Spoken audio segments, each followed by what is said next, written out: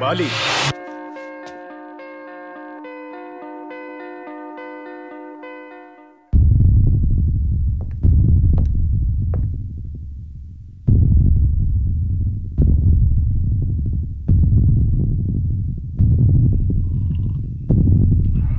Bali నువ్వు wrong వేలో వెళ్తున్నావు.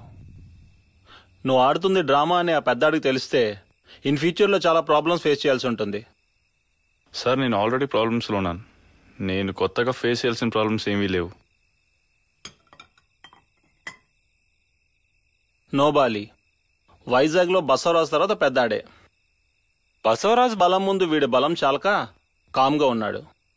ఈ విషయం తెలిస్తే మాత్రం ఊరుకోడు. సార్ మీరు పోలీస్ అయ్యండి ఇలా మాట్లాడకూడదు. మీ ఒంటి మీద యూనిఫామ్ ఉంది కానీ నాకు సంకల్పం తప్ప వేరేమీ లేదు.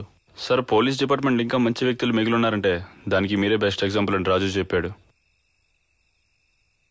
సార్ ఒకరికి ఎగ్జాంపుల్స్గా మిగిలే కన్నా ఒక మంచి వాడికి హెల్ప్ చేసి మంచి మనిషి అనిపించుకోవడం బెటర్ సార్.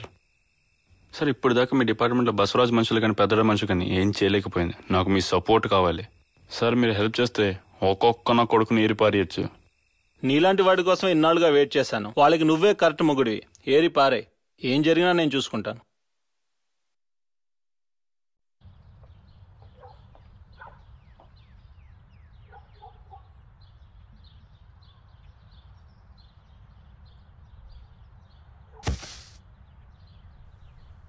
హాయ్ ఇమ్రాన్, వచ్చేసావా?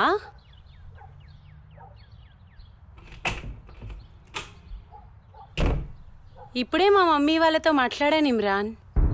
అవునా, ఏమన్నారు? మనల్ని వాళ్ళ ఇంటికి వచ్చేయమన్నారు ఇమ్రాన్. రియా, నేను చెప్పేది విను. మనం మీ పెద్దల్ని ఎదిరించి పెళ్లి చేసుకున్నాం. నాకు మీ ఇంటికి రావడం ఇష్టం లేదు. ఇమ్రాన్, నీకెందుకంత ఈగో? మా మమ్మీ డాడీ మనల్ని రమ్మన్నారు కదా, మా ఇంటికి వెళ్ళిపోదాం.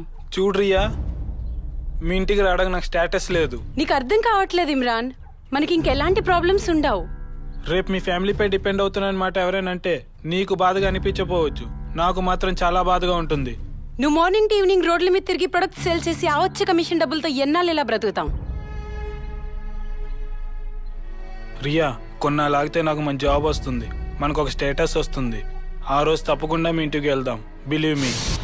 చూడు ఇమ్రాన్, అసలు మా డాడీ యాక్సెప్ట్ చేయడమే గ్రేట్. వాళ్ళు పిలిచినప్పుడు వెళ్ళకపోతే తప్పు మందే అవుతుంది.